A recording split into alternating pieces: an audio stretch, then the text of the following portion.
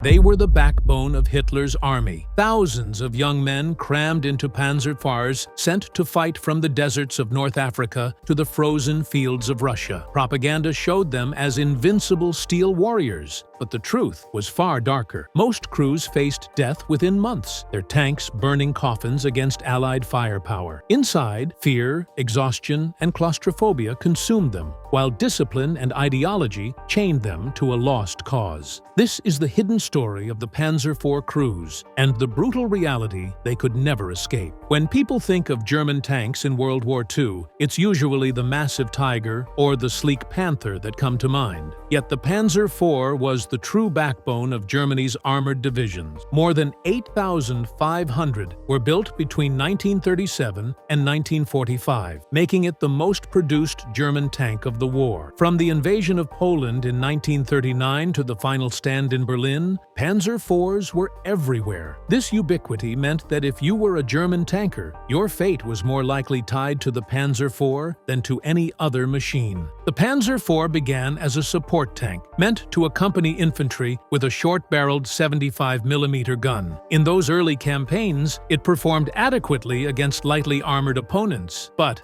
as the war expanded, the Panzer IV was forced to evolve. When the Wehrmacht crashed into the Soviet Union in 1941, they were stunned to meet the T-34 and KV-1. Suddenly, the Panzer IV's shells bounced harmlessly off sloped armor, while Soviet guns tore through German steel. This prompted a desperate upgrade program. By 1942, the Panzer IV was rearmed with a long-barreled 75mm KWK-40 gun, capable of knocking out the T-34 at range. Its armor was thickened, its tracks widened, its silhouette modified. For a time, it regained parity, even superiority, over Allied medium. But upgrades came at a cost. Each new modification added weight, straining the engine and suspension. By 1944, the Panzer IV was being pushed beyond the limits of its design. It was slower, mechanically fragile, and increasingly vulnerable to enemy firepower. By then, British Fireflies, Soviet IS-2s, and American 76mm Shermans could all kill it with ease. And yet, because it was cheaper and quicker to produce than the Panther or Tiger, the Panzer IV continued to be fielded in huge numbers. For its crews, this reality meant that the Panzer IV became a double-edged sword. It was everywhere, and its gun could still be lethal, but it was also a target. As the war dragged on, crews learned the hard truth. The machine they relied on to shield them was becoming a mobile coffin against enemies who always seemed to have more tanks, more planes, and more shells. The young men who climbed into Panzer IVs were not born killers. Most were products of the Nazi state, molded by the Hitler Youth and fed endless propaganda about the superiority of the German soldier. They were told that the panzer divisions were elite, unstoppable formations that embodied modern warfare. In training depots, instructors drilled into them the idea that they were heirs to the knightly traditions of the past, but now armored in steel and fire. Many entered the war with a sense of invincibility, convinced they were fighting not only for victory, but for destiny itself. Letters home from early campaigns reveal the mindset. In 1939, one tanker wrote proudly to his parents, "We are part of something great, something that will change the world. Our Führer leads us, and nothing can stop us." For many of these young men, the Panzer IV was not just a vehicle. It was the physical embodiment of that promise. To step into it was to step into history. But war has a way of tearing down illusions. Once inside the cramped steel hull, the reality quickly set in. Heat suffocated crews in the desert, frost-bitten hands froze to levers in Russia. Vision was restricted to narrow slits and periscopes. The engine roared so loudly that men shouted themselves hoarse just to be heard, while the constant smell of exhaust and cordite filled their lung. More devastating than the discomfort, however, was the shock of combat. The first time a Panzer IV crew saw a comrade's tank explode into flames, taking friends with it, the propaganda dissolved instantly. The truth became unavoidable. Their tank was not invincible. They were not untouchable knights of a new age. They were young men trapped inside a machine that could kill them as quickly as it could protect them. Survivors often described the psychological whiplash, one moment brimming with confidence, the next staring into the abyss as their formation was torn apart. Many never made it through that first battle. Those who did carried scars, not just physical but emotional, the beginning of years of fear and exhaustion that would define their service. For Panzer IV crews, survival was measured in battles, not years. The five-man team, commander, gunner, loader, driver,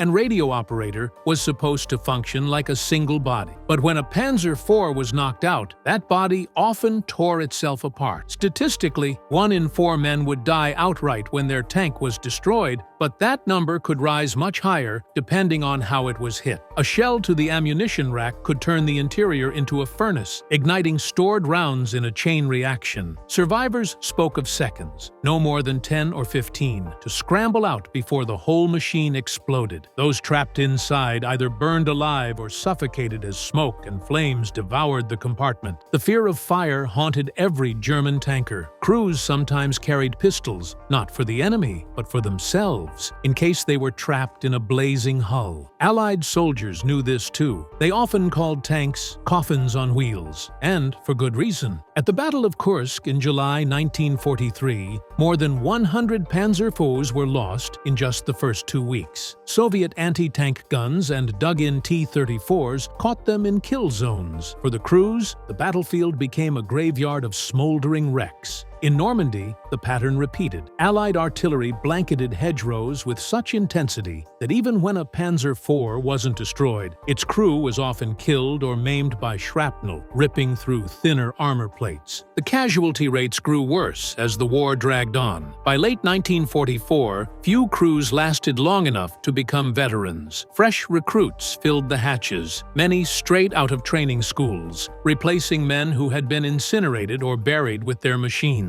Survivors described seeing their comrades reduced to ash or being forced to abandon crippled tanks under relentless fire, leaving friends behind because there was no time to drag them out. The dark truth is that Panzer IV service was not a path to honor or glory. It was a path to an early grave. Crews learned quickly that their life expectancy could be counted in months, sometimes only weeks, depending on the front. The odds were against them, and each mission felt like rolling dice with death. Despite upgrades throughout the war, the Panzer IV had serious vulnerabilities that weighed heavily on its crews. Early models had armor so thin that even anti-tank rifles and light guns could pierce them. When the Soviets unleashed the T-34 and KV-1 in 1941, German crews were horrified to see their shells bounce harmlessly off sloped armor while Soviet rounds punched through their own. This forced the Wehrmacht to hurriedly rearm the Panzer IV with the long-barreled 75mm gun, which gave it teeth again in 1942. But even then, weaknesses remained. The sides and rear of the Panzer IV never received more than 30mm of armor. For the men inside, this meant living with a constant fear of flanking fire. A single hit from a Soviet 45mm, an American 76mm, or a British PIAT could kill them outright if it struck the wrong spot. Mechanical strain compounded these dangers. The Panzer IV had been designed as a light support tank, not a frontline duelist. With every new layer of armor and every heavier gun, the suspension, transmission, and engine were pushed closer to failure. Breakdowns were common, especially on the vast Eastern Front, where mud and snow chewed up tracks and clogged engines. Crews often spent as much time repairing as they did fighting. A broken-down Panzer IV was a death sentence if the enemy spotted it. Crews had to decide whether to stay and risk being shelled or to abandon their only protection and flee on foot. By 1944, Allied advancements outpaced German improvements. The British Firefly's 17-pounder gun could kill a Panzer IV frontally at long range. The Soviet IS-2, with its massive 122mm gun, could reduce one to scrap in a single shot. Even the upgraded Sherman with a 76mm gun was deadly. To counter this, crews were told to rely on ambush tactics, hiding in forests or hedgerows to strike first. But this strategy only delayed the inevitable. Allied air superiority meant any movement by day risked annihilation from above. By the final year, Panzer IV crews knew the truth. They were driving outdated machines into battles where enemies had every advantage. Each time they buttoned up the hatches, they were climbing into a steel coffin, hoping it wouldn't be their turn to die that day. For Panzer IV crews, no battlefield was more brutal than the vast expanse of the Soviet Union. The Eastern Front was a land of extremes, blistering summers that choked engines with dust, autumns that turned roads into seas of mud, and winters so cold that oil froze solid inside crankcases. Crews learned to keep engines idling through the night just to ensure they could start in the morning. Sleep often meant curling under tarps beside their tanks, shivering in layers of damp uniforms, always listening for the sound of Soviet artillery. Even inside the Panzer IV, there was no relief. In summer, the fighting compartment became an oven. In winter, a freezer. Men breathed in smoke and fumes, while frostbite gnawed at fingers that were expected to load shells or steer clumsy controls. Combat here was relentless. Soviet armies threw wave after wave of tanks, infantry, and anti-tank guns at the Germans. At Kursk, in 1943, Panzer IV units led the charge into a wall of Soviet defenses and were torn apart. Over 100 were destroyed in just the first 2 weeks, and survivors described the battlefield as a landscape of smoldering wrecks and burning men. Elsewhere, the Red Army's T-34s prowled the flanks, where the Panzer IV's thin armor was weakest. Infantry ambushes added another layer of horror. Molotov cocktails hurled onto engine decks, grenades shoved under treads, and anti-tank rifles punching through side plates. Even if crews escaped, many were cut down in open fields by small arms fire or bayonets. The psychological toll was immense. Tankers often described the eerie silence before dawn assaults, when every sound could be the enemy creeping closer. By 1944, after years of retreat, morale collapsed. Crews fought not for conquest, but for survival. Each battle,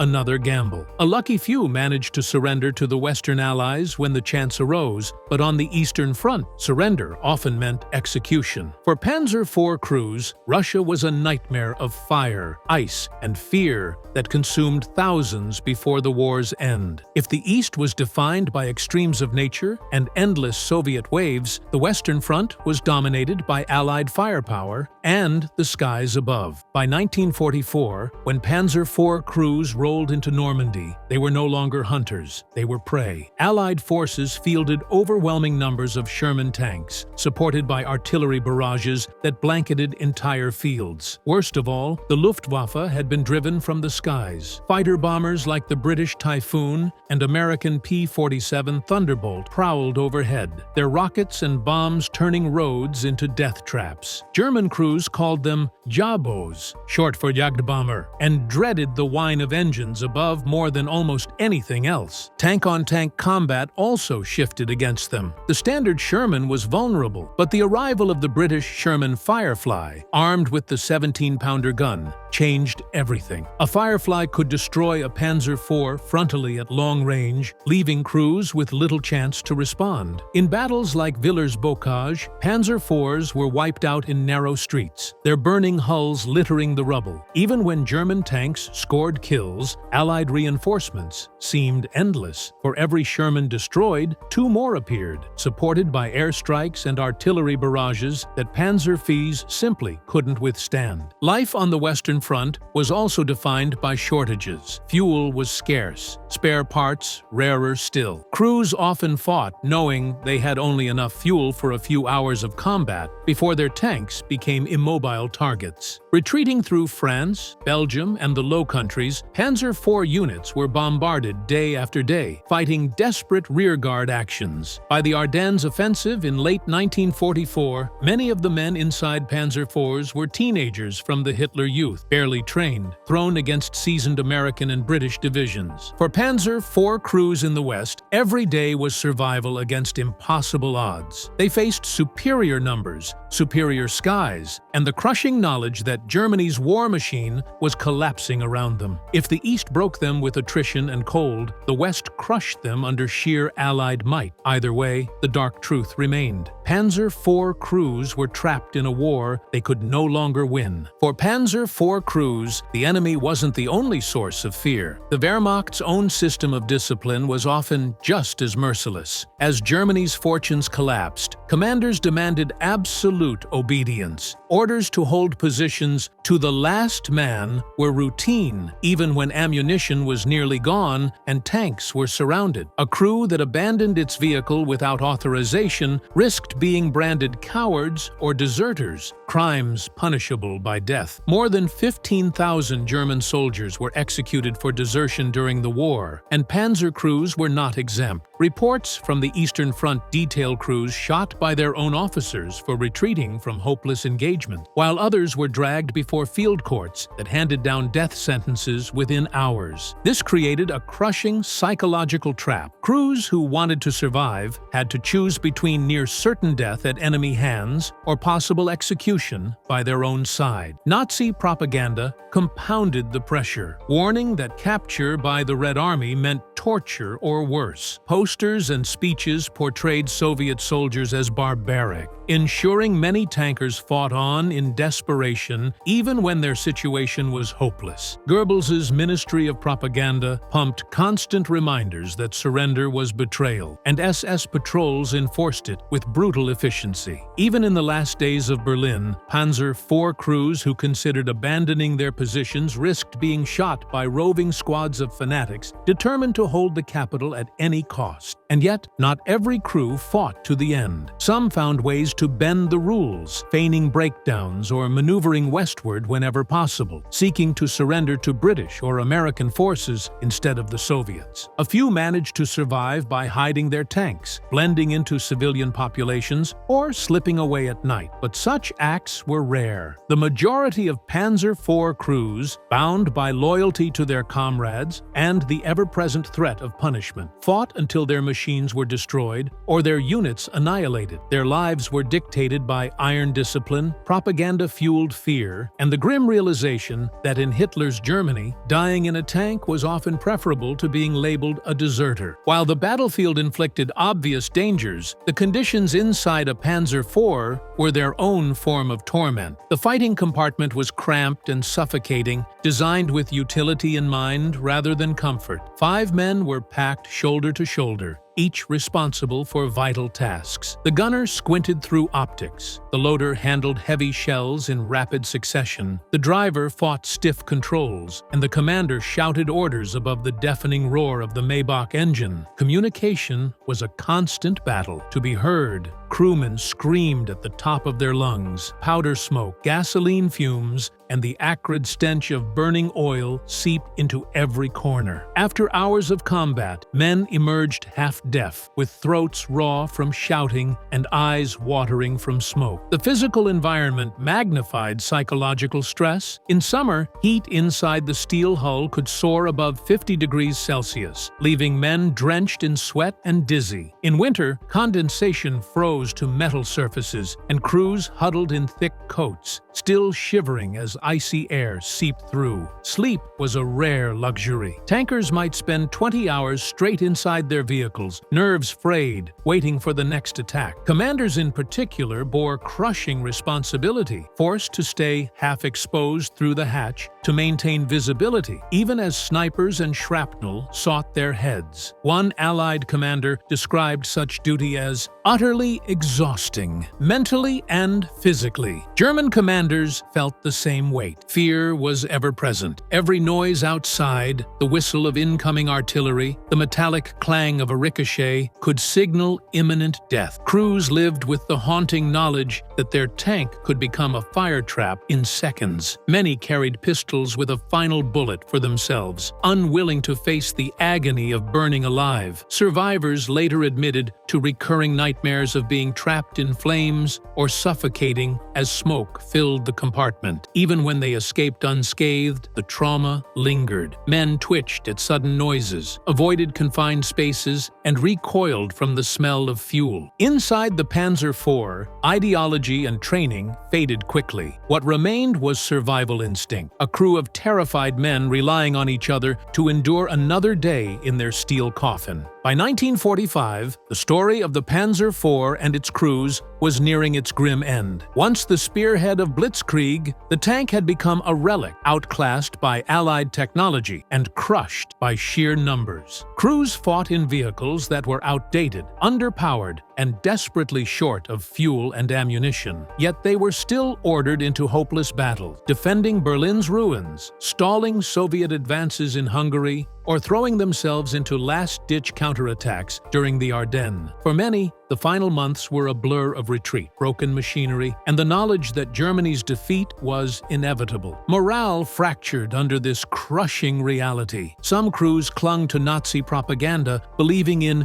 miracle weapons or salvation from Hitler's speeches. Others fought only out of loyalty to their comrades, unwilling to abandon the men who had shared their coffin of steel for so long. But disillusionment spread quickly. Veterans who had survived years of war watched as teenage recruits from the Hitler Youth were crammed into Panzer IVs with only weeks of training. These boys went into combat wide-eyed and came out as smoke rising from burning tanks, if they came out at all. When the final surrender came in May 1945, it was abrupt. One day crews were fighting. The next, they were told to cease fire. Survivors recalled the eerie silence after years of endless battle. Relief mingled with emptiness. Relief that they had survived. Grief for the friends who hadn't. Emptiness because the cause they had bled for was in ruins. For those who fell into Soviet hands, captivity was brutal. Many spent years in labor camps, carrying both physical and emotional scars. Others who surrendered to the Western Allies often fared better, though they too struggled to rebuild lives haunted by nightmares of burning tanks and lost comrades. The Panzer IV crew's legacy is not one of glory, but of suffering. They were not invincible knights of a mechanized age, as Nazi propaganda once claimed. They were young men trapped in a machine that offered no guarantees of survival, fighting for a regime that demanded everything and gave them only death in return. Their story is a reminder that behind every armored silhouette lies human vulnerability, fear, exhaustion, and sacrifice. The dark truth of the Panzer IV crews is that they fought bravely, but for a hopeless cause, their lives consumed in steel coffins scattered across the battlefields of Europe.